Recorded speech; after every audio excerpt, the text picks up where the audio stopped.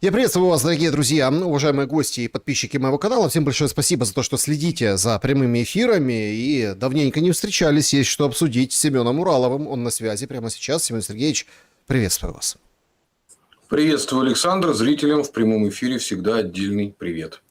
Всем большое спасибо, что присоединяетесь к нашей беседе. Это сделать максимально просто. В клубе зрителей «Шелест» есть возможность задать вопрос. Конечно же, есть возможность задать вопрос онлайн, прямиком, но это в самом конце. А вот если чтобы вдумчиво, так и абсолютно открыто, без всяких клубов, камерных атмосфер, это в сообщество YouTube. Там есть анонс нашей встречи, и там уже люди задают свои вопросы. Будем отвечать, будем максимально с вами общаться. Также всем спасибо большое, что онлайн-трансляцию в телеграм-канале Семена Уралова поддерживаете. Это тоже прекрасно, поэтому подписывайтесь, не забывайте ставить лайки и давайте начинать. Начнем с опроса традиционно нашего сегодняшнего эфира.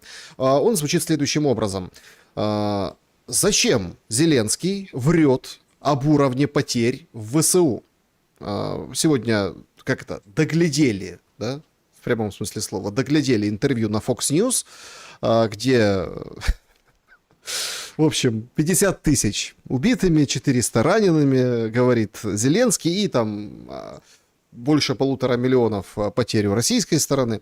Было в феврале 55, сейчас 50. Зачем это делает Зеленский? Вот такие варианты. Денег, это вопрос чего? Это вопрос денег, партнеров и на выплаты семьям. Это вопрос морально-боевого духа ВСУ. Опасается происков врага. Ну, собственно, он сам об этом и сказал, что я не могу быть откровенным, поэтому, в общем, вот так. Ну, или его самого обманывают. Вот то, что на бумажке ему там донесли, вот этим и оперируют. А углубиться там чего-то где-то, ну, не до того ему. Надо ездить, ракеты для патриотов выбивать. Как вы отнеслись к вот подобному выпаду Зеленского, публичному? Причем он же мог просто сказать, свои потери я не комментирую. Да, вот у россиян там все плохо, 50 тысяч убили в месяц, как и планировал Федоров когда-то, а свои не скажу, потому что идет война, спрашивайте у них. И сказал бы так, и вопросов бы не было, но он все равно оперирует этими цифрами. В чем причина? Я думаю, что когда человек заврался, а человек заврался уже по очень многим вопросам, то с враньем же всегда так происходит. Тебе надо либо постоянно удерживать в голове все, что ты врал на протяжении уже почти пятилетки, да, а если брать еще от избрания, то есть вранье-то началось уже через год, когда началось это великое крадівництво, ну, соответственно, уже забываешь, что, где и кому ты говорил, а у Зеленского же еще есть двойная проблема. Он же, мы помним, играет, так сказать, две партии. Одну партию в глобальном масштабе, ну, я имею в виду партию, как это ария, так сказать, заморского гостя, которую он исполняет, в оперном смысле партию. И то, что он говорит на внутреннюю аудиторию. Но так как мир стал давно уже информационно глобален, то оно все перетекает, так сказать, из одного сосуда в другой сообщающийся. И в данном случае, так сказать, следить за собственным враньем становится еще намного сложнее. Поэтому он то, что говорят в народе, ляпает языком. Ну, а почему он эти цифры называет? Ну, это, в общем-то, один из базовых законов пропаганды, что цифры, они более убедительные. Вот у нашего великого просветителя Карамурзы есть прекрасная книга «Манипуляция сознанием», которая еще в начале нулевых была такой революционной во многом, где он объяснял, как это все работает. И там у него отдельный раздел посвящен тому, как работает магия чисел на нас. Это действительно давно уже замечено, что, ну вот особенно во время выборов, помните наверняка, постоянно все разбрасываются цифрами. Да, там вот столько, только, такой-то рост, там такие-то поступления.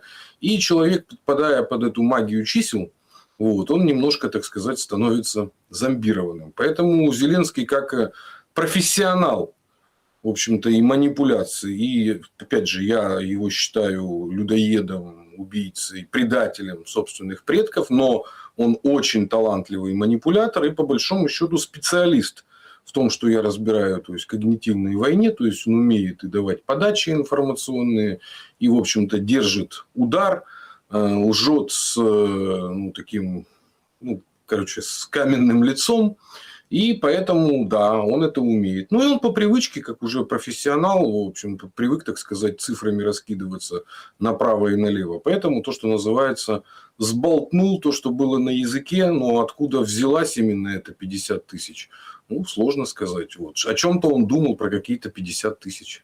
В общем, голосуйте, друзья, мы в конце подведем итоги обязательно. Очень интересно, что вы думаете по этому поводу.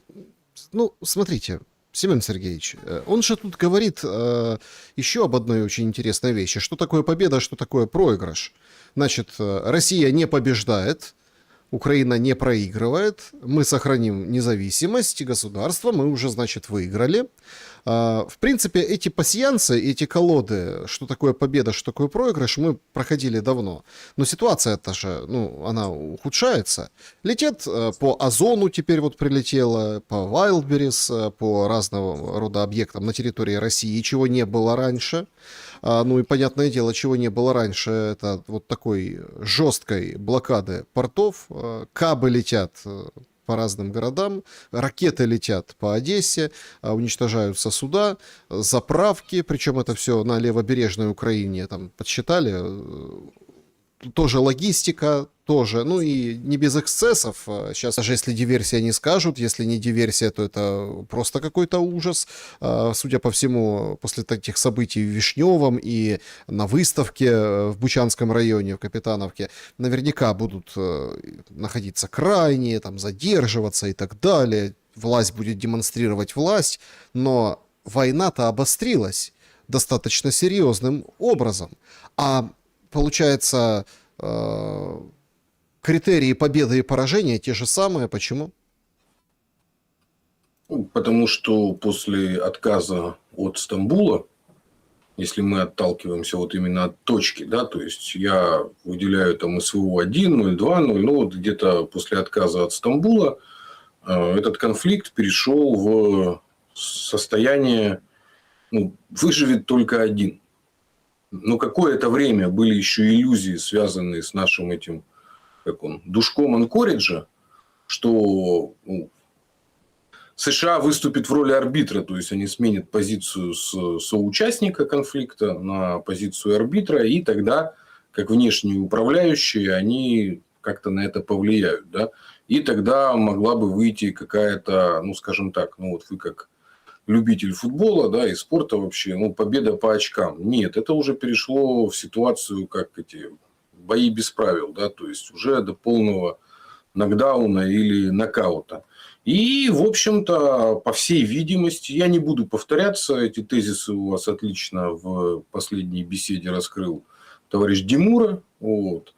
Мы видим риторику в, скажем так, наших начальников, да, по поводу того, что это уже не СВО, а это война. Ну, то есть, судя по всему, выбор сделан. Главный вопрос, напоминаю, это же перешло уже в состояние войны экономик. То есть, важно не какое-то супероружие, а количество этого оружия. И перешло все в первую очередь к дистанционному поражению друг друга.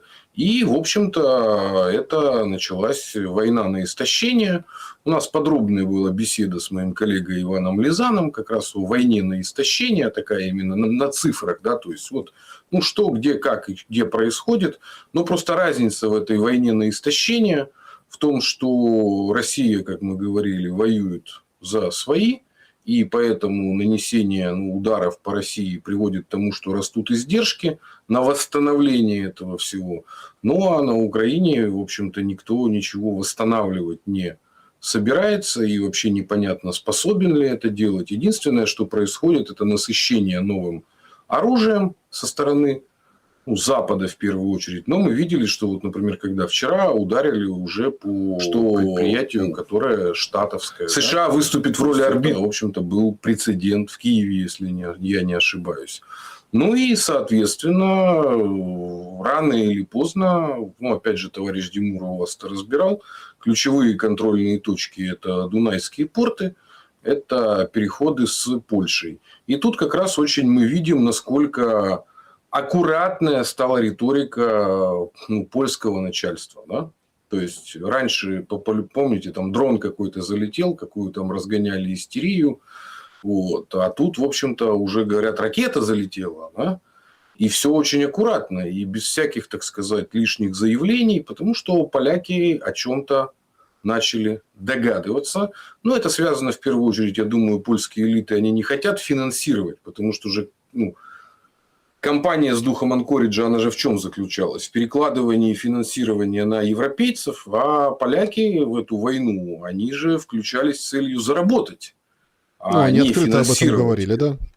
Да, они открыто об этом говорили, причем заработать дважды, то есть заработать как посредники с Запада на поставках и на финансировании, и с Востока, чтобы Украина, перенесли же в том числе и расчетные центры, правильно же? Многие вещи перенесли. Торговля потом пошла через территорию Польши. Так Фирмы это, начали подождите, переноситься это получается недополученная прибыль так запускает Да, процесс стычек с украинцами в Польше, поляков? конечно, конечно. То есть у поляков, польские элиты увидели, что предприятие в смысле, бизнес, да, то есть как бизнес это становится уже не такой выгодный. Приходится платить, так сказать, по счетам многим, причем по счетам внутриполитическим. Мы же видим, что в Польше растет недовольство украинскими беженцами. Вот. Это уже приводит... они же там и социологию публиковали о том, что это один из раздражающих факторов. Но если это недовольство вышло уже на улице, то есть, конечно, то есть конфликты бытовые, да, то есть как бизнес это становится уже не такой выгодный, это значит, что приходится в обществе уже не ропот, в обществе уже бурлит это недовольство, потому что когда развязывают руки, это значит, что себя уже не могут контролировать какая-то часть населения. Но поляков, я напомню, в этом же смысле мы тоже многократно разбирали, вирус украинского национализма, это же во многом привнесенный вирус. Он, с одной стороны, привнесенный и диаспоральными украинцами, это вот канадийскими и американскими, которых специально, в общем-то, взращивали.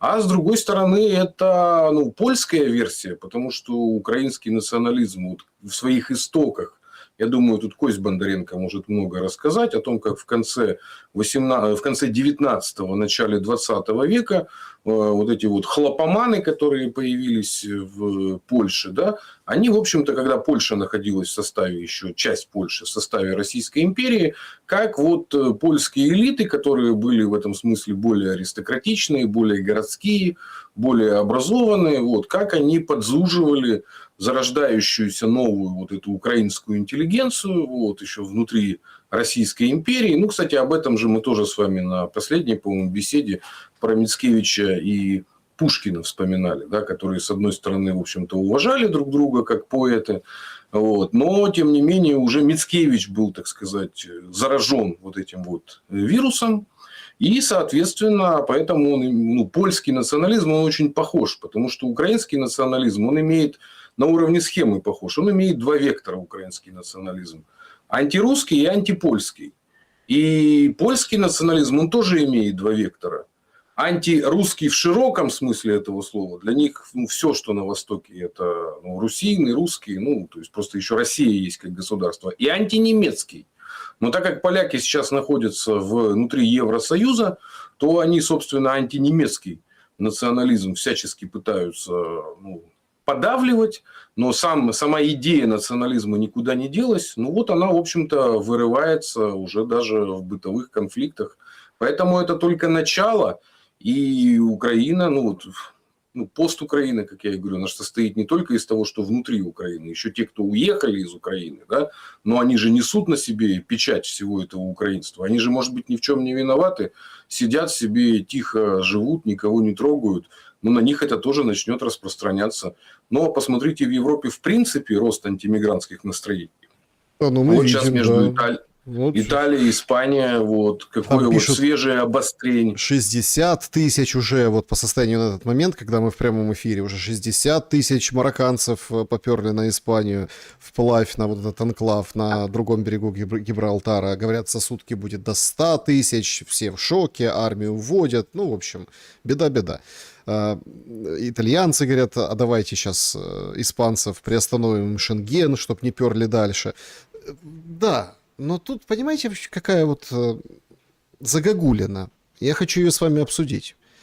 Это же укрепляет позиции вот этого национализма. Это укрепляет понятие, что украинцам нужна своя страна, свое государство.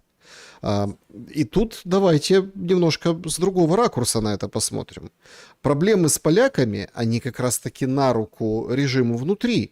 Не потому, что там вернут кого-то, отправят воевать, не потому что, а потому что они поняли, что украинцев уже как бы меньше встречают как богов в омриянной Европе.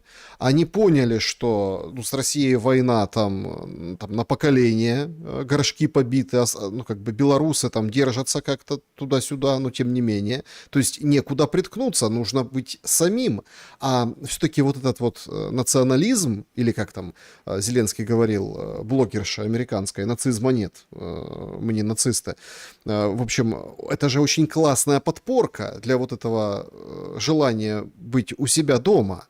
Вообще здесь очень интересно вот это все мимикрирует, и мы, когда вот, допустим, осуждаем определенные процессы, да, внутри Украины, так это же все, это новые кирпичики под эту стенку, на которую опирается власть Зеленского.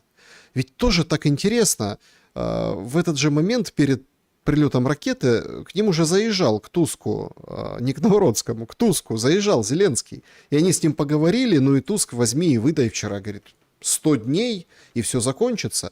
И вообще какие-то странные вещи. В России Медведев говорит, заканчивается СВО. Многие говорят, что все это как бы последний вот такой, то есть катарсис, вот, а дальше все очень быстро закончится. Туск говорит, пообщавшись с Зеленским 100 дней.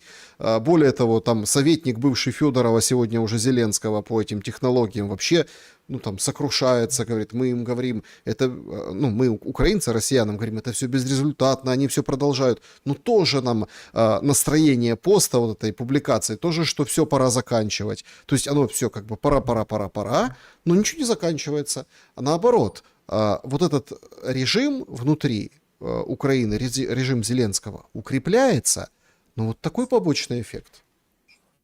Смотрите, по поводу того, сколько раз уже ванговали, так сказать, что вот-вот еще чуть-чуть и закончится, у нас же просто в рамках идущей когнитивной войны память очень короткая, да, многократно это обсуждали.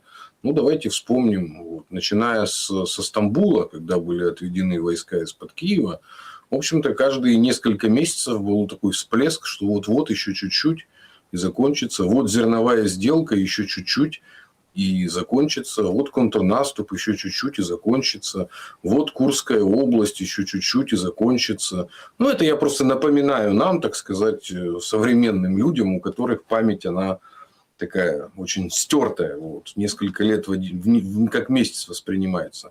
Поэтому надо разделять риторику политиков и ситуацию конфликтов экономик. То есть, как минимум, до тех пор, пока на Постукраине будут люди, которые зарабатывают на вот этом биореакторе, мы же видим, что заявляет этот Штиллерман, да, или как его фамилия, Firepoint, который, что он наоборот обещает, что осенью, так сказать, до Москвы будет украинские ракеты долетать. То есть образовалась прослойка неподконтрольная остаткам государственной власти. То есть в чем же проблема вообще всей Постукраины? Почему же я ее называю Постукраиной? Там нет управляющего субъекта. Даже если Зеленский скажет, так сказать, 100 и раз-два, а становится ли Мадяр, да, который, в общем-то, на этой войне сделал себе карьеру, имя и вообще кем он был. Тот же Федоров. И дальше перечисляем. Мы же видим другую еще тенденцию. Мы видим, что начали вскрываться не то что лицеприятные, людоедские факты с этими хваленными бригадами. Да? Там Скала, потом в Одессе зам командующего во что превратил. То есть это же идет война не только с Россией. В первую очередь же идет война, как мы говорили, с внутренним москалем. С внутренними москалями. Какие, помните, на неделю или две назад, когда был этот Дропатый, я сказал, Дропатый назначен. Так он сейчас понеслась, Семен Сергеевич. Вот сегодня «Украинская правда» пишет о том, что штурмовые полки, там аудит, проверка, подозрения, вот эти все, скажем, расчистка в штурмовиках, вот этих штурмовых войсках Сырского, говорят, вообще расформируют. Безуглая депутат, которая сбивала, давно еще сбивала Сырского, она вообще говорит, не-не-не, это не только там, это сейчас вообще начнется переформат вот этой армии. Возникает вопрос, абсолютно логичный, судя по тому, что мы наблюдаем сейчас в войне, тут еще переформата армии с расчисткой полков, там, наказаниями, уголовными делами не хватало. Поэтому тут давайте так. Я так понимаю, что эти процессы начаты ровно для того, чтобы Зеленский сказал раз-два, и было раз-два. Ну, а кто, есть ли субъект, который способен это все восстановить? Тут же самое главное, недостаточно сказать «ай-яй-яй, вы преступники». У Зеленского же с чего началось, я напомню, его управление? С поездки на фронт. И как бы, когда ему сказали, объяснили, кто, так сказать, здесь лох, а кто не лох. Это же самое опасное вообще в любой войне. Что выпустить джина из бутылки легко, а вот загнать его назад очень и очень нелегко. Потому что если у тебя нет системы государственного управления вот от начала и до конца, то есть военной прокуратуры, военной полиции, ну то есть ты человека с ружьем назад не загонишь. Ведь как во многом случилась революция сначала и февральская, да и не только, как себя повели те же сечевые стрельцы. Ну вот я просто даже украинскую историю локальную вспоминаю, что остановить это невозможно. Вооружить человека легко и выпустить его легко. А заставить его, так сказать, сложить оружие практически нереально. Но об этом же был тезис Ленина, о том, что империалистическая война должна перерасти в гражданскую. Когда у тебя происходит перенасыщение людей с ружьем в обществе, то потом непонятно, как их назад по домам разогнать. Но я напомню, что наши советские предки решали каким образом. Да? Они Красную армию переформатировали в трудовые армии, да? То есть рабочие армии, то есть на большие стройки. Вынуждены были с этим что-то делать. А вот государства, у которых развалилась система госуправления, и самое главное, прошла вот эта жесткая нацификация власти, они просто будут поворачивать штыки, в общем-то, внутри страны, и ничего ты с ним не сделаешь. Вот представляете, люди, для которых война это теперь просто не просто работа, а огромный бизнес. Что, они согласятся на остановку? Нет. А как вы им запретите запускать дроны по территории России? Даже теоретически. Я понимаю, как у нас более-менее устроена эта система, почему такой, в общем-то, жесткий контроль, почему даже там, политиков у нас не допускают на линию фронта. Почему так все очень под жестким контролем? Именно потому, что есть опыт столетний. У нас же все-таки это опирается еще там на опыты Суворова и так далее. Давняя государственническая традиция именно того, что касается армии. А когда у тебя армия, то есть вооруженные люди, построены на идеологии Мельника, Бандеры и прочего, в общем-то, терроризма, так у тебя и будут такие отцы-командиры.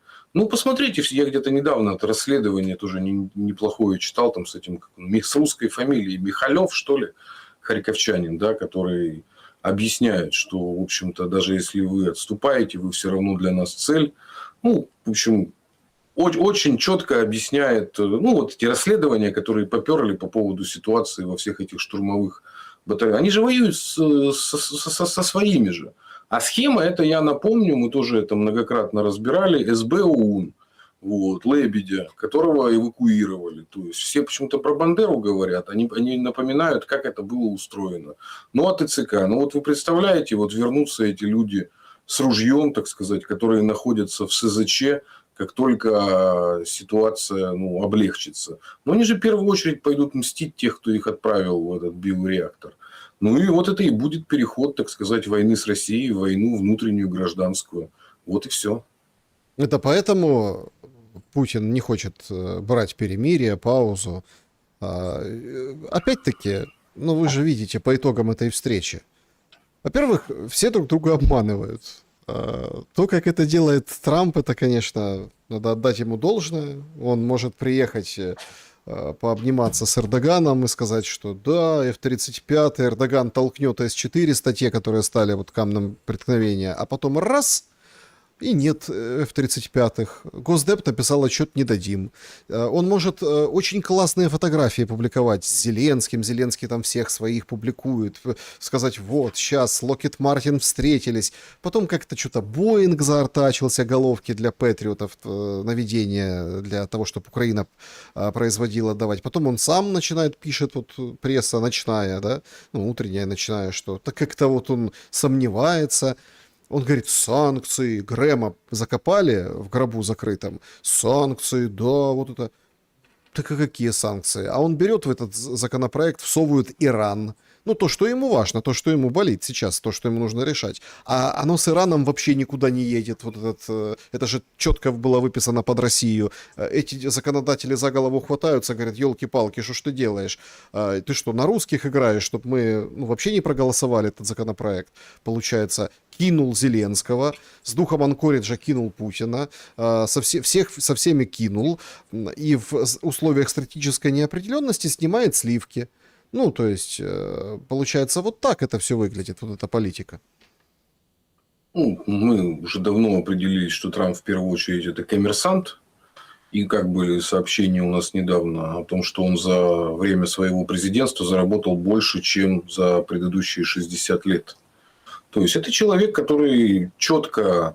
Где-то с ним это произошло. Это тоже, у нас же сегодня 36-я беседа по счету. В одной из первых бесед мы, в общем-то, определили, что после того, как его ставка на войти в ряд, так сказать, исторических правителей США, когда он себя сопоставлял с Вашингтоном и с другими, не сработала, он четко сменил стратегию. Стратегия, так сказать, косить бабло. Ну, то есть, зарабатывать везде, где возможно. А так как он спекулянт по типу своему, то есть, он же не строитель, он же не представитель промышленного капитала, скажем так. Он представитель конкретного спекулятивного капитала, самого беспринципного. Поэтому для него путь, так сказать, обмана – это основное. Человек наперсточник. Он выбрал этот путь и теперь максимально играет в наперстке, как он считает. Поэтому на самом деле на уровне схемы, на уровне типажа социального и Трамп, и Зеленский – это один и тот же типаж. И Зеленский делает себе имя и капитал на войне. И Трамп делает себе, имя уже не получилось, и у Зеленского уже проблемы. То есть, все, уже растворился этот образ царя Леонида, который противостоит, значит, огромной персидской армии. И, соответственно, он сделал ставку на зарабатывание всего и вся.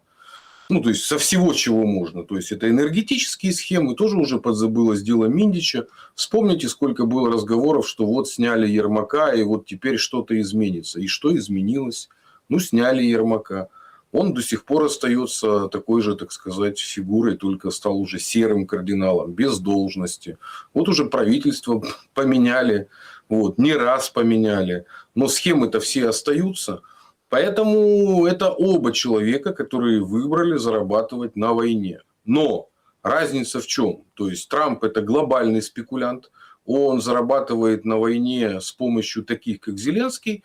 А Зеленский – это мелкий спекулянт. Не просто он на уровне капиталов, размеров. То есть, Трамп имеет дело с триллионами, Зеленский имеет дело с миллиардами. И только Зеленский, в отличие от Трампа, он продает своих соплеменников, этот биореактор. Трамп на самом деле тоже уже потери-то среди американских военнослужащих, напоминаю, они уже есть. И с Ираном он, конечно, сделал большую ошибку, но я напоминаю, что эта ошибка не просто так возникла. Это же война была запущена в том числе, чтобы замять дело Эпштейна. Смотри, обратите внимание, уже вообще все, оно растворилось, никто не обсуждает.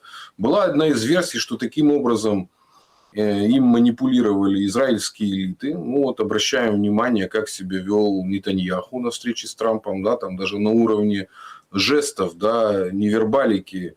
ну, видно во многом, кто, так сказать, хозяин был положения, да, как он вольготно сидит, вот, закинув ногу на ногу.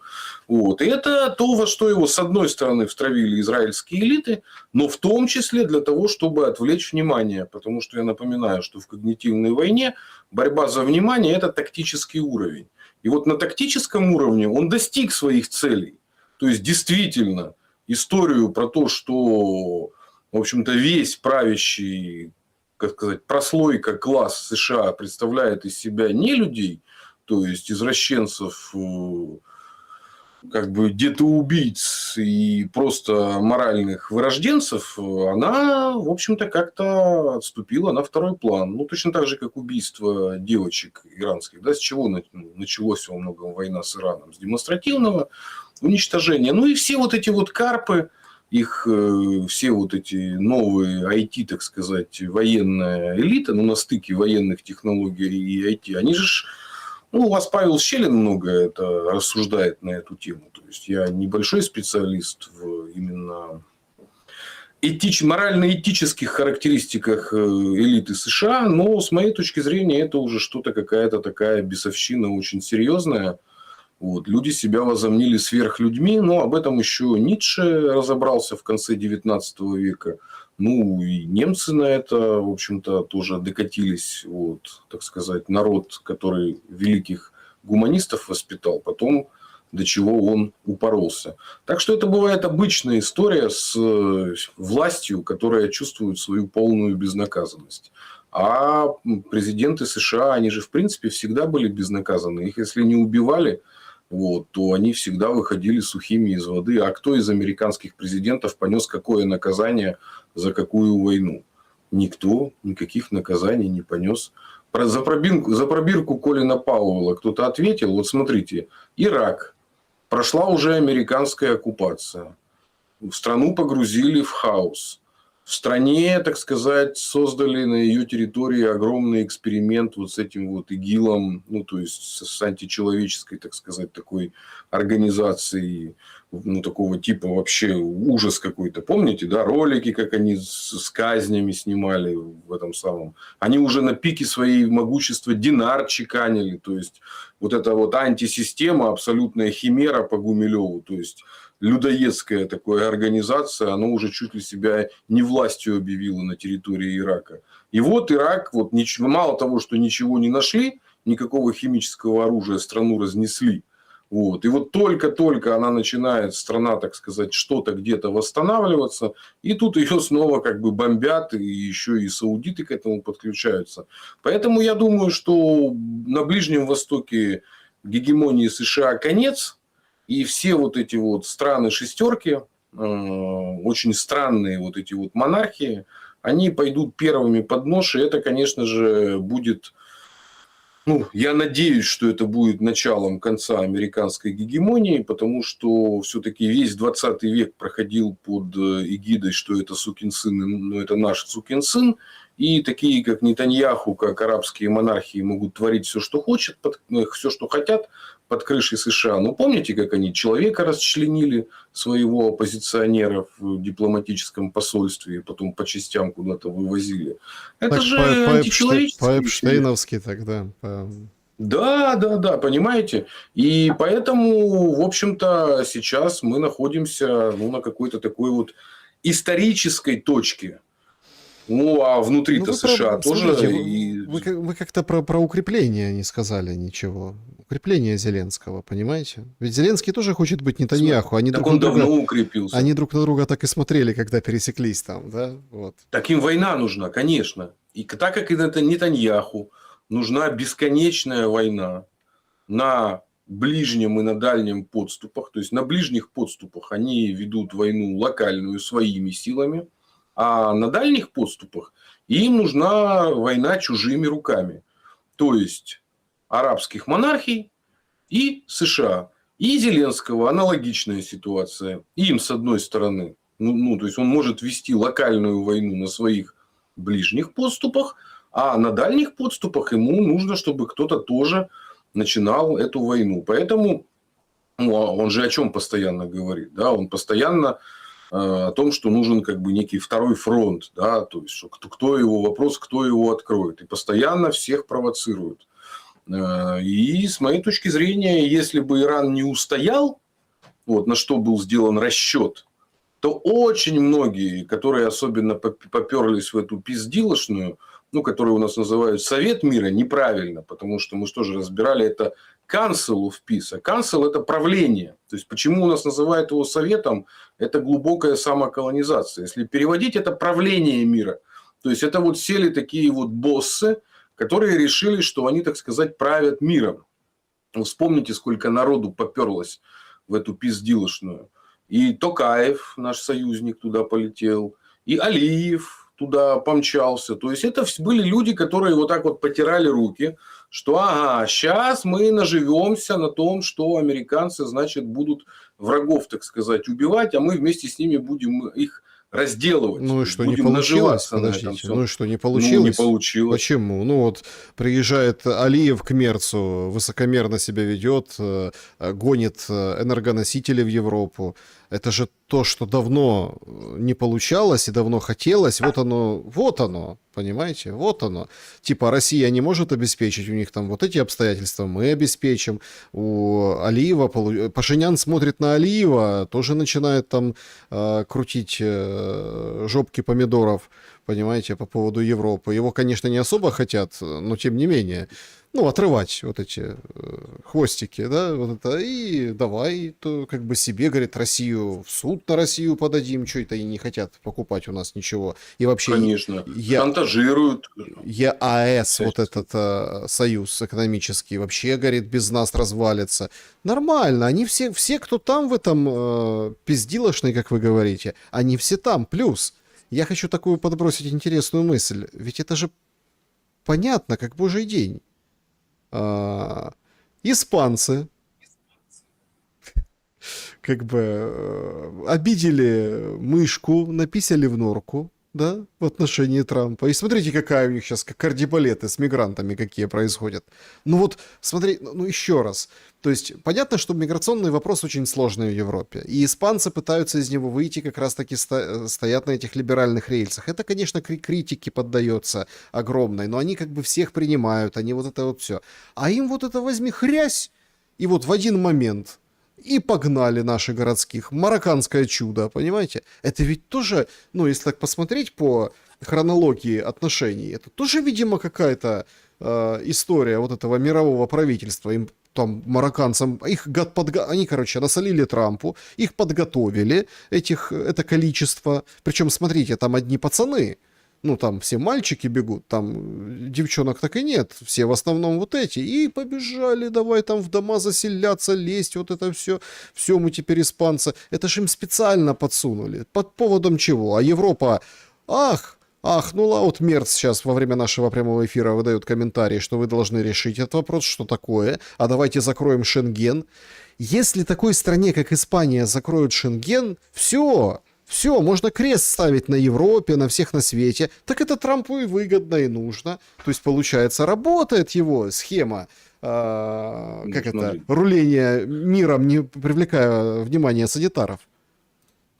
Смотрите, в отношении Европы США давно реализовывала стратегию деиндустриализации Европы. Ведь трагедия Испании началась не вчера и не сегодня, а когда еще в 90-х годах, ну, в конце 90-х, когда началась эта интеграция евро, еще даже не ЕС был, а единое, ну, когда ИК у них было еще до введения евро, то страны Южной Европы были очень жестко деиндустриализованы. Да? И страны, это из Греции произошло, это много с кем произошло.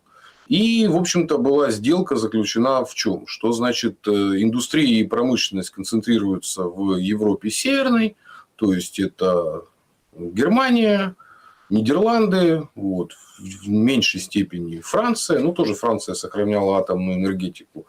А вы все переходите к экономике услуг. То есть, мы будем у вас у всех, так сказать, отдыхать на курортах, вот, вы нас будете всех там кормить. И под эту тему, значит, разделение вот такого Евросоюз и возник. что ну а зачем везде развивать промышленность? Ну, были придуманы проекты типа аэробуса, ну это же типа европейский самолет, мы все вместе его делаем. Но по факту Южная Европа испытала деиндустриализацию, очень похожую, кстати, на деиндустриализацию постсоветских государств. Ну, это же произошло и с Украиной. Россия долгое время шла по этому пути. Ну, практически все. Наверное, за исключением Белоруссии, которая сразу попала под санкции. Да, там сразу был сделан выбор, что мы свою индустрию так или иначе будем сохранять. А всем остальным предложили, так сказать, участие в разделении вот, труда. Ну, и поэтому Южная Европа, она,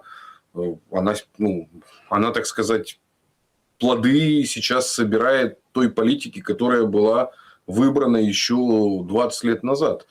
И поэтому ничего удивительного в этом нет. Вот, когда вы создали страну рантье, то есть, которая живет с внешнего, так сказать, ну, получения внешних вливаний в виде евро, то есть, отказались же под это от суверенной валюты. Ну, то есть, они же все от этого отказались. А вот обратите внимание, что поляки-то в этом смысле будут попрагматичнее. Они-то от злотого не отказываются, потому что сохранение своей суверенной валюты – это способ в том числе поддерживать собственную индустрию, собственную промышленность. Но Европе, в общем, по большому счету ничего не светит в хорошем смысле этого слова, потому что они разорвали энергетическую связь с Россией. Но они это еще поймут не скоро. Потому что выиграть гонку с китайским промышленным капиталом не может никто. Ну, все. То есть, Китай – это индустриально-промышленный лидер всего 21 века. Если, конечно, американцы не попытаются его тоже как-то разбомбить. Ну, то есть, вернуть в предыдущий, так сказать, технологический уклад. Но не факт, что у них это получится. Если у них Иран не получается, то что они с Китаем сделают? Поэтому Европа проиграла две гонки. Она проиграла гонку не только индустриальную Китаю, но еще и проиграла гонку энергетическую США. Ведь весь смысл и подрыва северных потоков, и втягивания Европу на жесткую антироссийскую, так сказать, позиции, которые сначала США с Британией особенно в это все играли. Смысл же был в чем? Чтобы переподключить на энергоносители в первую очередь из США. Вот. Для чего строились все эти СПГ-терминалы? Вот, кстати, их в Испании очень много, если я не ошибаюсь. Вот. Для того, чтобы убрать последнее преимущество для их собственной индустриального каркаса экономики, это энергия. Потому что любая индустриальная экономика, она же на чем держится? Она держится на научно-технических разработках, то есть на инженерной школе и на изобретателях. Вот. Ну, в этом смысле Европа доминирует еще с момента великих географических открытий, то есть долгое время. Это долгий задел. Второе – это ресурсы, из которых производят и энергетические, за счет которого это обеспечивают. И третье – это стоимость рабочей силы. Стоимость рабочей силы давно уже в Европе не дешевая. Вот. А энергия и научно-технические разработки перетекают в США. Вот. Ну, а от энергии они отказались. На чем строить, так сказать, свой экономический фундамент? Ну, наверное, только на немецкой дисциплине какой-то. Еще есть такой критерий, как производительность труда. Да? То есть, мало сделать, надо еще сделать это четко, в сроки. Ну, наверное, это единственное, что у них осталось. Но и то только в Германии. Поэтому мы наблюдаем, так сказать, долгий-долгий закат Европы, именно связанный с тем, что они потом попытались это все компенсировать дешевой рабочей силой на внутреннем рынке с помощью трудовой миграции. Но это тоже не они одни. Да? То есть, в этом смысле и Россия наступила на эти грабли, когда мы закрывали ПТУ, закрывали техникумы. Сейчас вот столкнулись. Ну, про Украину я вообще молчу. Вот это еще раньше произошло. Вот когда мы столкнулись, что рабочей силы нет, вообще такой необходимой. Ну, хорошо, давайте мы будем завозить, так сказать, из стран Средней Азии. Ну и какие у нас проблемы были еще буквально 5-10 лет назад, как вспыхнуло, преступности, какой был всплеск. Вот только сейчас, последние пару лет, начинают наводить. У нас вот выдается за великое достижение, вообще величайшее, что теперь, значит, у нас те, кто имеет проблемы с уголовкой у себя в странах, не могут быть у нас трудовыми мигрантами. Ну, так с этого вообще начинать надо. Ну, понимаете, то есть это тоже есть, у нас шизы-то тоже хватает. Ох, великое достижение. Теперь, значит, преступники не смогут приехать в Россию. Прекрасное достижение. Но с этого надо было начинать. Вот. Ну, в общем-то, мы, так сказать, потихоньку разгребаем. Ну, а Европа, она, соответственно, ну, если не начнет регулировать свою миграционную политику, то очень тяжко ей будет. И в этом смысле еще есть вопрос по тем же украинским мигрантам, потому что какая-то часть это просто люди, которые бежали от войны, а какая-то часть это вполне конкретная ОПГ и мафия. Ну, ведь это же Химпром легендарный, о котором тоже уже забыли, да, о том, что Украина превратилась в полигон по производству наркотиков. Куда потом эти наркотики ползут в том числе? Ну, понятно, есть большой потребитель, это война, да, но они же потом ползут в том числе и в Европу, на премиальный рынок, там, где богаче, не в Африку же это все продавать. Ну, поэтому это еще очень серьезно откликнется. ОПГ будут собираться, а ОПГ всегда организовываются по этническому принципу. И, в общем-то, мне кажется, что Европа будет наиболее проигравшим в этой конфликте. Мы-то, славяне, по завету Пушкина, не только Пушкина, свои вопросы рано или поздно решим. Вот. А вот что будут делать они, которые допустили людей непонятно какой культуры, непонятно насколько адаптированные для жизни, и которые вообще относятся к Европе как к дойной корове, это же для них место, так сказать, обитания, где можно приходить со своими правилами жизни. Это диалектика, Семен Сергеевич. Это диалектика. Сначала ты служишь, вот как вот сейчас. Это же поразительная история была. Недавно прилетела во Львов, и там с гордостью средства массовой информации рассказывали о том, как 9 утра все стали, почтили минутой молчания память. Все это кто? Это врачи, полицейские, пожарные, спасатели, которые прям возле разваленного дома стоят. То есть непонятно, там надо все разбирать, там, а есть люди, а есть кого спасти. Но минута молчания — это святое. И вот этих пожарных Зеленский сегодня сообщил, что 70 человек, 15 машин пожарных, и если надо будет, то авиацию будет отправлять во Францию. Там все горит, причем и в Испании жара, в Испании, во Франции. То есть, и вот Украина, видите, служит. То есть, с одной стороны, это служака, то есть, да, вот служит великому сюзерену, а потом начинает считать это дойной коровой. И поэтому давайте еще денег. Вот смотрите, россияне обстреляли, а у нас нет ПВО, давайте ПВО. Сейчас вот Атлантик пишет материал о том, что передают сейчас, что на встрече с Трампом Зеленский просил его, мало того, что там он просил 300 патриотов для того, чтобы зиму пройти, то есть патриоты на зиму, он просил Starlink для того, чтобы бить по пусковым установкам баллистики российской, использовать. Сейчас вроде как это склады, там какие-то объекты, НПЗ, вот это. А он хотел по пусковым установкам. Трамп не ответил ему ни да, ни нет, сказал, с Маском поговорит на этот счет.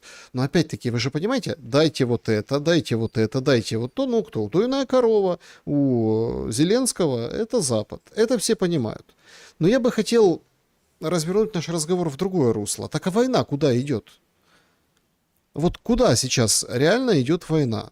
С вот этой эскалацией и, скажем, опять-таки, мы видим, что любая эскалация с жертвами, с разрушениями, с горем, она же отдаляет человека от, чистоты понимания.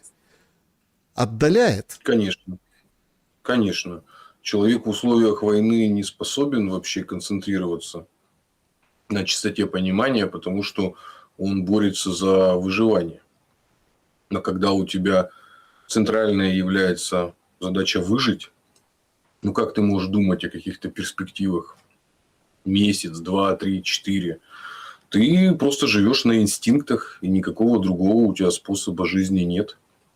И вот эти вот врачи с пожарными, да, которые, в общем-то, хвилину мовчання, да, это уже просто дрессура и боязнь. Ну, потому что если вы не будете это делать, к вам придут, как вот эти... Помните, во Львове же тоже бунтовали во время ТЦК. Потом были эти кадры, как они, в общем-то, явно униженные и избитые люди, в общем-то, каялись в том, что они делали. Это построено царство ужаса. Об этом очень хороший наш есть фильм по произведению Шварца. Я рекомендую и оригинал прочитать. «Убить дракона». Вот. Помните, наверняка же вы его смотрели. Да? Вот как бы как построено, что такое царство страха. Вот, и как потом, когда оно рассыпается, те, кто вчера были людоедами, это в исполнении Леонова же хорошо показано, да, который, да, так это ж я убил дракона, это ж, в общем-то, и из бургомистра превратился в освободителя. Поэтому пока вот это вот есть царство страха, никуда ты не денешься, у тебя задача только выживать. Это, поэтому обратите внимание, насколько отличается взгляд и то, что люди говорят из числа граждан Украины, которые выехали либо на запад, либо на восток, не имеет значения куда. Ну, а те, кто находится внутри, они абсолютно не свободны. А как они могут свою вообще позицию хоть какую-то выразить? Они вынуждены либо молчать в тряпочку, вот, потупив глаза, либо всячески восхвалять, так сказать, единственно верную линию Зеленского. Вот. И втайне надеяться, кто-то же втайне надеется, что удары, так сказать, по Вайлдберрис или Озону, они, так сказать, приведут к тому, что Россия, так сказать, до такой степени ослабнет, что вот все на этом закончится. Да нет, не произойдет этого. Вот. Ну, неприятно, так сказать. Снижается привычный уровень потребления. Вот я могу сказать, даже вот я сейчас же нахожусь в Краснодаре, на Кубани. Вот. Ну, вот по состоянию на сейчас ситуация с ГСМ уже нормализовалась, несмотря на отпускной сезон, что все едут через Краснодар, Краснодарский край. Да, есть, бывают небольшие очереди, немножко подрос бензин вот, в цене. Да, в канистры не заливают, но уже даже по 60 литров можно залить горючки. Вот. Этого вполне достаточно. Ажиотажный спрос прошел. Это вот конкретно, что касается Краснодарского края. Да, в Крыму вот я связываюсь там тяжело очень со светом, особенно в Западном Крыму, который и Северном, ну, которые ближе всего, которые больше всего подвергаются ударам. Да, люди, никаких, в общем-то, там бунтов, еще чего-то нет. Да, изменилась система снабжения, то есть стало меньше скоропортящихся продуктов. Ну, потому что их тяжело хранить, когда у тебя нет холодильников. Но это объективный фактор. Ну, а как ты их будешь хранить? Но зато где-то цены, может быть, даже и подупали. Вот. Я каждый день на связи с Крымом. Вот. Я планировал съездить, но что-то немножко прихворал, поэтому остался в Краснодаре. Вот. И, соответственно, все понимают, ну вот в России, по крайней мере, вот с кем я не общаюсь, все понимают, что будет тяжело, что это, так сказать, надолго. В Краснодаре в том числе сирены звучат. Ну вот буквально вчера в том же Краснодаре были новости, что правительство края собирает мобильные огневые группы из числа работников предприятий. Да? То есть это новая форма, так сказать, защиты. Мы вчера, кстати, буквально тоже обсуждали с Тимуром Хагуровым, моим добрым другом, товарищем, проректором Кубанского государственного университета, что, в общем-то, скорее всего, всем надо быть готовым, если что, там, день в неделю, там, 2 дня в неделю, у кого есть какое-то свободное время, может быть, и дежурить на каких-то подобных и ради историях. чего да? это все? Вот, давайте... почему? Все, оно уже ушло. Нет. Куда ради чего? Все, оно уже ушло туда. Опять-таки, Все. мой же вопрос был, он четкий и понятный. Ну, то есть, ожесточение выбивает напрочь так оно идет. интеллект, Так его не выбивает будет, всё. идею. Понимаете, чем дальше в лес, тем больше дров, говорят в народе. То есть, Конечно. и тут возникает главный вопрос. Точнее, допустим, давайте 2 вопроса и суммируем. Вопрос первый. Ради чего это Украине? Ради чего это России? И что будет с Лениным, ленинизмом вот этим в октябре? В октябре. Ох, я противник сравнивать Зеленского с Лениным, вообще как бы то ни было, потому что лозунг Ленина был «Мир хижинам, война дворцам». И Ленин пошел в том числе на крайне унизительный, ему, кстати, попрекают по сей день все монархисты, правые, Брестский мир. Ну, что как Ленин пошел на этот мир. Так он именно и пошел, потому что Россия на тот момент находилась в ситуации, когда надо либо вести войну по типу, как ведет Зеленский, то есть до полного уничтожения, либо, да, если надо, даже вот пойти на какие-то уступки. А что делать? Ну, а что делать? То есть, либо все мы должны погибнуть, либо надо идти на какие-то уступки. И так, кстати, немцы появились в Киеве, да, так режим Скоропадского возник. Поэтому у Зеленского правильно сравнивать с Петлюрой. Вот, это зеепетлюризм. Это когда человек возомнил себя великим правителем историческим, да, и он готов бросить все, что ему, так сказать, досталось волею судеб у власти, он готов все сжечь, но, так сказать, срамся, але не піддамся. Ситуация России, она немного иная. Я просто напоминаю, сколько было первый раз, мы постоянно забываем, Гомельские соглашения, ну, такие протосоглашения, когда Киреева убили, одного из участников переговорной группы.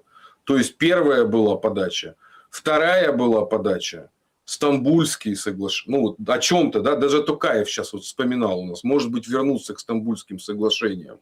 Третья была подача, это с избранием Трампа со стороны России.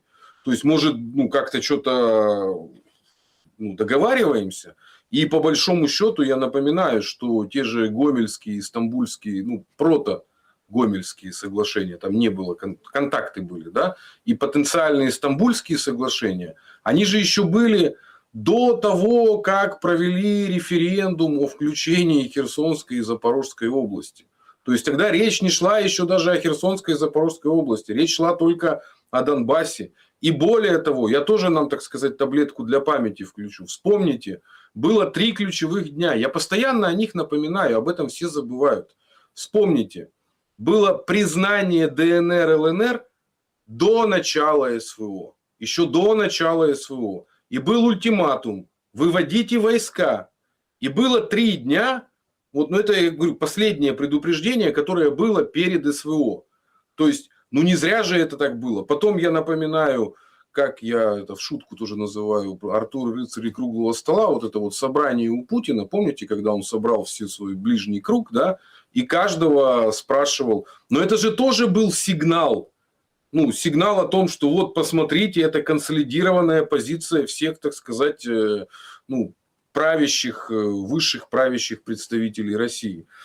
И, ну, так схихикали же, ну, то есть, на Бориса Джонсона повелись на границы 91 года. Ну, хотя это же было очевидно, ну, Донбасс же не могли взять. Ну, пока, когда только первый раз, сколько Россия эти Минские соглашения несчастные там топила за них и предлагала. Сколько встречались эти переговорные группы в Минске. Вспомните, каждую неделю встречались, что-то там перетирали, что-то обсуждали. Поэтому тут, я считаю, злую шутку сыграла вера украинских правящих элит во всесилие Запада. Ну, вот она прям очень злую шутку сыграла. Ну, а с Россией произошло, как всегда с Россией происходит, что очень долго запрягают в России. Не зря же это, ну, поговорка. Вот. Но потом быстро едут. Куда Ну, едут? вот это вот, ну, куда едут? Я вам объяснял, что с моей точки зрения этот конфликт в разных формах до 2050 года. Это очень долгий конфликт.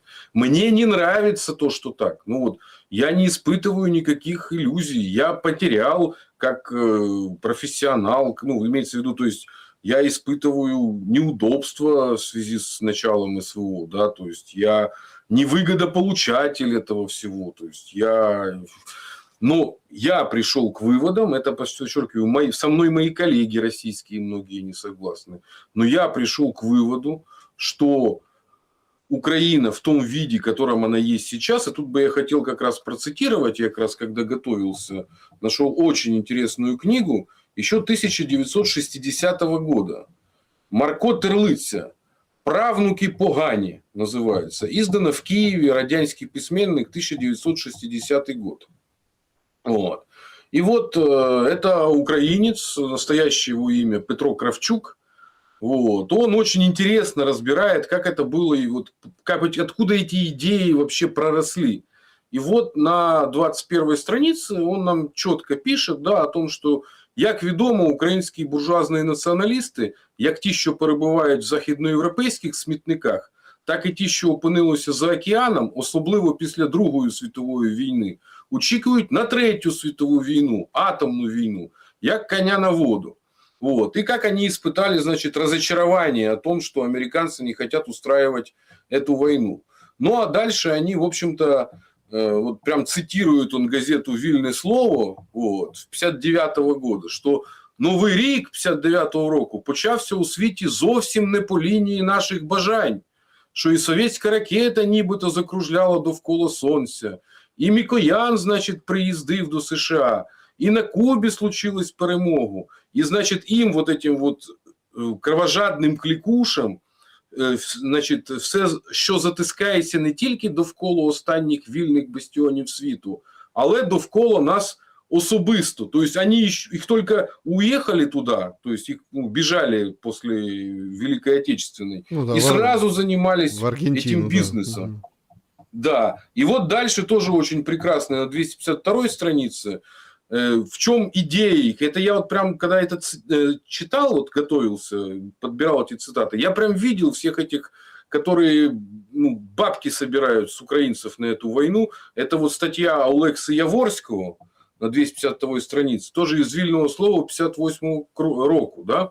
Що тепер в Канаді збирають гроші 3 визвольних фонди. Але ці гроші не передаються на ніяку визвольну боротьбу, бо такої немає. І от він цитує. Тому всякі твердження, немов би якась імміграційна організація кермувала визвольною боротьбою. А на що ж йдуть всі ці визвольні фонди? И вот он объясняет, это подчеркивают, цитируется газета канадских украинцев, 59-й год, и объясняет, значит, вдержують свої канцелярії, свою газету і влаштовують для своїх достойних гостей в Європі коштовні банкети. Вот, это 58-й год. И, наконец, последняя тоже вот уже цитата с 259-й страницы. Это вот уже, так сказать, бандеровские недобитки в 51-м году. Что они прямо писали? «Пам'ятай, що розсипавшись по всьому світу, ми не склали зброї, ми лише перейшли на дальші позиції, щоб передихнути від утоми, щоб переформуватися, підготуватися, перешикуватися до нового бою». То есть, понимаете, Александр, это книга 1960 года. Автор сам из Канады. Другой вопрос, что с этим Петром Кравчуком потом произошла странная трансформация. Он дожил до незалежности и в 97 году написал уже такую книжечку, ну, как бы, от Петра I до Суслова, которую на Украине уже издали, где он уже, так сказать, немножко клеймил русификацию. Но эта специфика, мне кажется, так произошло и со всякими там драчами, павлычками.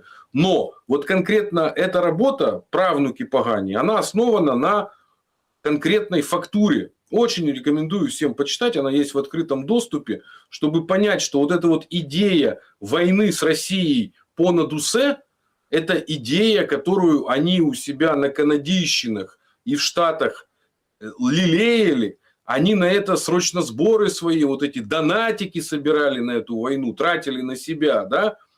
Срач у них из-за этого был внутри, понимаете, своей диаспоры. И никуда это не девалось. Это архетипическая модель. Поэтому никакого способа, кроме ликвидации самой националистической идейки войны с Россией, не может быть. Потому что она воспроизводится в головах вот этих вот дропатых. Мы-то посмотрим, дропаты-то это еще последнее советское поколение. Казалось бы, с чего у тебя эта дрянь в голове? Зеленский, криворожский еврей, внук, так сказать, красноармейца. Вот. Откуда у тебя это в голове? Но это сила идей. Что как только идеи начинают овладевать массами, а элитами они показывают, что еще на этой идее можно хорошо заработать, и они готовы эти идеи акцептовать, Знаете, делать своими, и все. вот этот вот момент смены поколений очень, кстати, показательный и сила идей. Вот все ругают инфо-цыган всяких, да? А это же тоже признак смены поколений. Ну, там, переориентация на какие-то там другие вещи. Так вполне себе вероятно, вот они тут рассуждают, там, как Хмара, да, о том, что вот, моему сейчас сыну 9-11 лет, надо закончить до того, чтобы они... Так они сами придут новые, они все это как бы, и будет парадоксальная история. Вот мы тут апеллируем, у тебя там дед какой-то, а у тебя там, а ты ж еще Советский Союз застал, а ты еще там не застал, а ты вот это... А они потом новые придут и как бы и по-другому это все и перевернут. Вот парадокс, понимаете? Парадокс, потому что... Наша, смотрите, Ну, наша задача, во-первых, не допустить этого. Почему я всегда цитирую советскую античность? Чтобы показать Каиновы слезы. Вы же сами даже у себя постили этот мультик, да, Киев научфильма. Наши предки нам даны в назидание.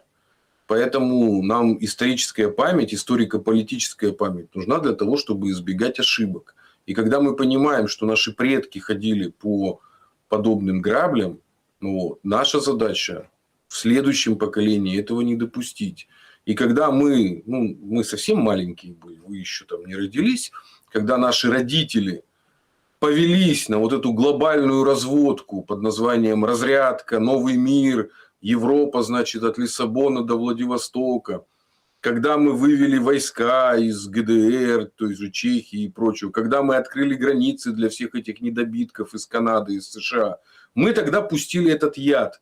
В России же тоже этот яд попал. Ну, не так давно нас поучали все это общество память о том, что как бы лучше бы пили баварское. Я напоминаю Колю из Нового Уренгоя, который сибиряк вроде, да, в немецком парламенте рассказывал, значит, о том, что лучше бы пили баварское по факту. То есть это яд, который был пущен везде. Ну а что, в Беларуси его не было? Ну посмотрите, 2020 год. Сколько вылезло вот этих представителей нового поколения с оккупантскими флагами бело-черно-белыми, под которыми коллаборационисты ходили. И говорили, помните же, как этот период второго Майдана, как эти хихоньки-хахоньки были. А где же бандеровцы? Ха-ха, покажите мне бандеровцев. А вот бандеровцы в этом скале вот в этой вот и в других штурмовых батальонах. Потому что бандеровщина – это не только война с москалями. Это война еще со своими внутренними, которых унижают в первую очередь. И бандеровцы в первую очередь своих уничтожали. И предки эти наши прекрасно знали. У нас тоже, к сожалению, знаете, говорят вот это вот денацификация, да, ну то есть вот рассуждают, а во-первых, что это такое, а во-вторых, как проходит нацификация, потому что она же проходит в первую очередь на уровне мышления, можно вообще самонацифицироваться, причем тут украинцы, а сколько русских, ну вот, людьми там, с русскими фамилиями, с родственниками в России, да, они сами становятся нацистами, не только украинскими, они могут стать и прибалтийскими нацистами. То есть это все идеи, которые проникают в нас, и плюс, соответственно, они начинают разлагать, дети же это все повторяют. Ну, вспомните, сколько было этих роликов вообще с детьми несмышленными, там 5-летними, 7-летними, там, которые пели «Батька наш Бандера». Вот. Но они же вообще не думали, они просто за родителями повторяли. Ну, а что из этого вырастет? Поэтому это очень серьезная культурная проблема, Александр. Мы не можем оставлять следующим поколениям ее. Потому что если мы ее оставим, ну, нам конец как мировой культуре. Да, друзья, значит, давайте перейдем к, собственно, вашим вопросам. Но для начала подведем итоги нашего сегодняшнего опроса. Итак... Спасибо, что проголосовали, кстати, это прям очень интересный результат у нас получился по этому поводу. Что народ говорит? Значит, зачем Зеленский врет об уровне потери в ВСУ? Это вопрос. Ну, варианты. Он опасается происков врага, ну, то есть российской стороне, что она там что-то проговорится, узнает. 4%, 6%.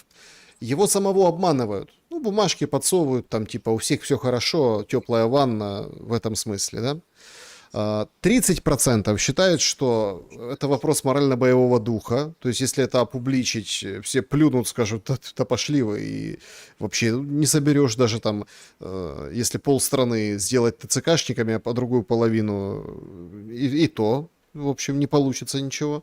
Ну, а большинство, 60%, считают, что это вопрос денег, партнеров и на выплаты. Вот все как бы просто так, кроме денег. по-советски, собственно. Ну, не по-советски, а имеется в виду на западный манер, в духе капитализма все происходит, и поэтому у него там мертвые души, на них выделяется, у него отчетность, у него все, как так, ну, пропали без вести. О, это кто? Это раненые. Поэтому в феврале может быть 55 тысяч убитых, а к августу уже 50. Ничего личного, только бизнес. К сожалению, это психология. Зеленский же представитель моего поколения. Вот. Я очень хорошо помню, как очень многих ломало вот на этой вот штуке. Ничего личного, только бизнес. Это почему произошло?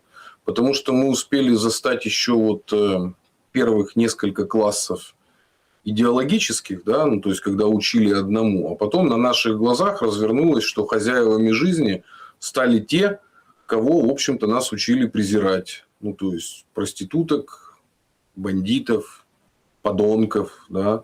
Причем не только это было и на улице, и в массовом, так сказать, кинематографе. Ну, как это же бандитский Петербург, бригада, интердевочка. Да? И вот произошел слом идеалов. Тут же в чем особенность? Да? Вот мы говорили про идеи, но идеи, они же не просто живут в человеке, да? Они превращаются в идеалы, которым человек должен как бы следовать.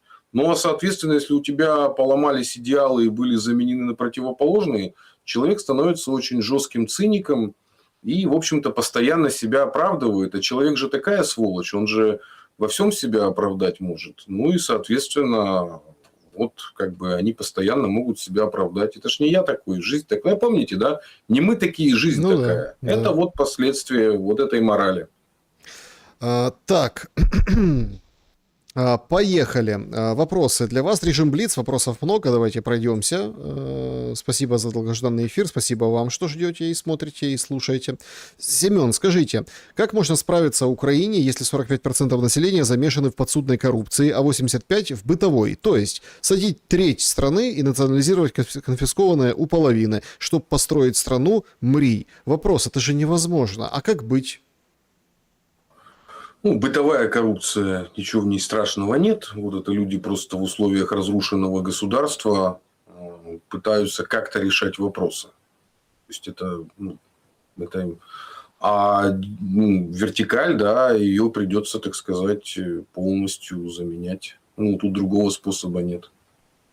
Петр, может ли быть так, что за сегодняшним миграционным кризисом в испанской Сеуте стоит правительство Марокко? Не может ли это быть со стороны Марокко СВО по возвращению утраченных территорий? Или это месть Трампа? Ну, я не являюсь специалистом по внутренней политике Марокко, но как нам показывал опыт с Эрдоганом, что достаточно просто приоткрыть калитку, и элемент вот этот вот, где очень много уголовного элемента, он сам хлынет в Европу. Вот и все. Мгм. Антон спрашивает, почему заморозка боевых действий здесь и сейчас по ЛБС плохая? Довод, что это даст возможность для передышки, восстановления ВСУ, странный. А ВС РФ, что не будет восстанавливаться и усиливаться? К тому же режим Зеленского держится во многом за счет этой войны. Если будет перемирие, то это скорее приведет к разложению и дезертирству в ВСУ. Понимаете, тут же в политике все-таки есть история неких прецедентов, да, и история с Минскими соглашениями и зерновой сделкой. Российские, так сказать, начальники делают вывод, что любое просто перемирие – это отсрочка следующего конфликта. То есть, если бы шло бы, например, перемирие там, на создание какой-нибудь идеи, были бы там демилитаризованные зоны, например, да, вот, прекращение поставок. Самое главное, например, предложение, например, мониторинга поставок через порты и границу с Польшей. То есть, все вот будут российские, так сказать, инспектора, которые будут следить, что через Польшу, через Румынию ничего не завозится. Да? Ну, вот такие бы предложения, если бы звучали со стороны Киева, то я предполагаю, что тогда кто-то бы мог бы пойти на, в том числе и на заморозку. Но так как такого никто не предлагает, поэтому чего?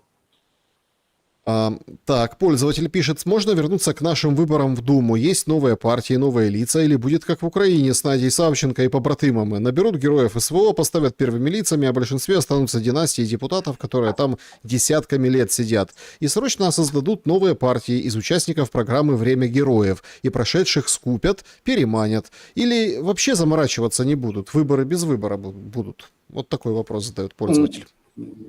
Это отдельный очень сложный вопрос. Мы недавно в нашей «Чистоты понимания» на троих разбирали как раз с Алексеем Чадаем, с Иваном Князевым. Послушайте, почти 1:40 мы именно потратили. Сравнивать украинскую модель парламента с российским некорректно, потому что в России партии сидят десятилетиями. Да? На Украине почти на каждых выборах была смена политических игроков. Поэтому это не совсем корректно. И второе, Госдума у нас, в общем-то, не обладает особо никакой, так сказать, властью. Это скорее представительный орган власти. Он показывает настроение людей. Но я лично, тут это моя личная позиция, я стал очень скептически относиться к нашим выборам, когда ввели это дистанционное электронное голосование. Почему? Я не буду сейчас ничего это... а смысл? Смысл выборов – это в осознанном отказе от власти. Что такое выборы? Это страна, власть в стране разделена на множество, так сказать, маленьких кусочков власти, и я прихожу, и я отказываюсь от власти. Это определенный ритуал. Это не нажать кнопку в смартфоне. Это ерунда. То есть, это имитация. Выборы должны быть осознанными и отрефлексированы. И не зря участки находятся по месту жительства. То есть, ты где живешь, ты приходишь, и ты совершаешь вот этот вот гражданский акт. А когда это подменили, в общем-то, нажатием кнопки, я говорю, я стал к этому относиться как к имитационному этому вот акту отказа от власти. Угу.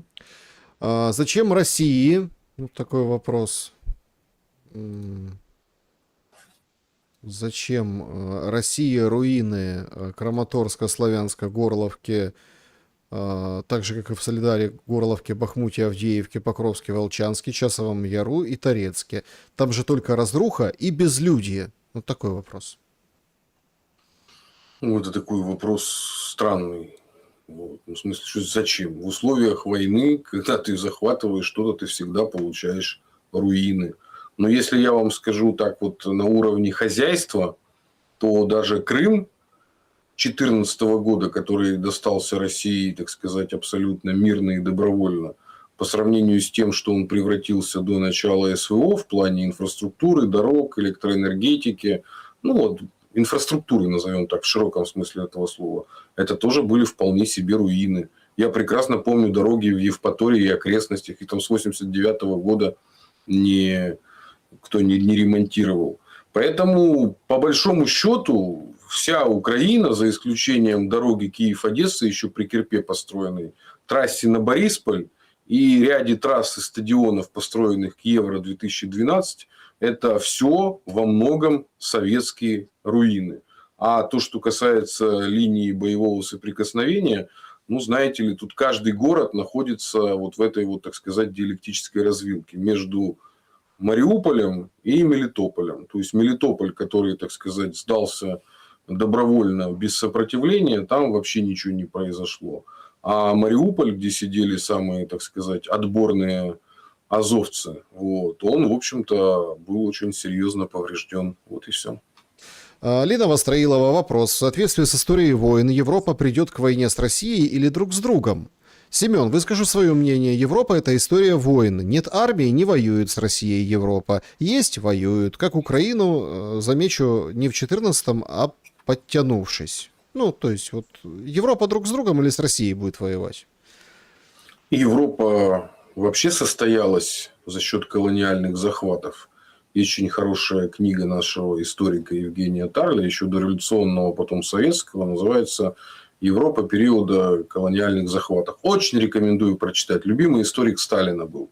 Потому что, я говорю, еще до революционное образование и перешел на советские позиции добровольно. Вот. Европа давно исчерпала свои ресурсы. Вот. Все, на чем она держалась, это на научно-техническом прогрессе. И США это является, собственно, развитие вот, Европы западной. Поэтому, да, Европа всегда обеспечивала гегемонию за счет войны, но после холодной войны и во время холодной войны, особенно сейчас, я очень внимательно же изучаю концепцию когнитивных войн, которые они продвигают в НАТО, то есть и в США, и в Западной Европе, они утверждают, что научились воевать чужими руками, то есть доводить противника до такого состояния с помощью той самой когнитивной войны, когда он начинает либо воевать внутри себя, либо начинает воевать с соседом. Вот посмотрите, они же арабы, вроде бы богатейшие, так сказать, все эти шейхи, но им же создали иллюзию, что они смогут, так сказать, быстро Иран победить. Ну вот арабы за это расплатятся очень-очень жестко. Это и есть когнитивная война. И с Украиной произошло то же самое. То есть это еще было на предыдущем технологическом укладе. Вот. Но потом продолжили уже и в рамках когнитивной войны. Вот. Они убедили Украину в 3 иллюзиях. То есть первая иллюзия, что когда-то можно вступить в Евросоюз. Второе, что для того, чтобы вступить в Евросоюз, надо вступить в НАТО. Третье, для того, чтобы вступить в НАТО, надо подавить внутреннюю, так сказать, внутренних совков, которые недостаточно европейские. А второе, что нужно разорвать культурно-історичну пуповину з Росією. А для этого нужно побудувати нову ідентичність, нових українців. А для цього, ну, вспомните, да, тут народжується українська нація. В этом же была идея АТО. Вспомните 14-22 год. Да. Мы народжуємо українську нацию. Ну так вот, они создали последовательно ряд иллюзий. И когнитивная война это вот то, что в народе... Выкидыша не произойдет? Ну, все, он уже, это мертворожденный ребенок. То есть это все. Это родился мутант, который, в общем-то, начинает уничтожать всех вокруг. И вот мы же начинали с поляков, и поляки начинают очень-очень подозревать. Я предполагаю, зная немножко, так сказать, поляков, и все-таки у поляков есть культурно-историческая традиция, на которой они, так сказать, очень сильно получали, ну, проблемы получали из-за того, что их элитами такая же иллюзия начала, ну, испытывать. Это вот первый раз, когда они в смутное время попробовали поставить своих, так сказать, ну, захватить московское еще тогда царство. Второй раз, когда они вписались в походы Наполеона, там же элита польская прям бежала впереди планеты всей вот, в армии Наполеона, потому что они уже представляли, как они не только восстановят Польшу, но получат эти всходни кресы. И третий раз они наступили на эти грабли с Пилсудским, который же вступал в том числе с Гитлером в альянсы. Они же сначала Чехословакию поделили, я напоминаю, Польша в этом участвовала. И вот они просто, так как у поляков есть историческая память, они не придумывают все фантазии, да, то я предполагаю, что исторически вот этот вот кризис, украинская трагедия, которая вот мы в ней живем, она по большому счету закончится разделом, вот то, что называется пост-Украины, между Россией, Польшей и другими соседями. Потому что все по соседству поймут, что вот этот вот бандитизм, и люди с ружьями, которых никто не контролирует, они сейчас еще с дронами, да, что это опасность для всех по кругу. Это, кстати, вот уже с Казахстаном произошло, да, с этими ударами по Новороссийску, по КТК.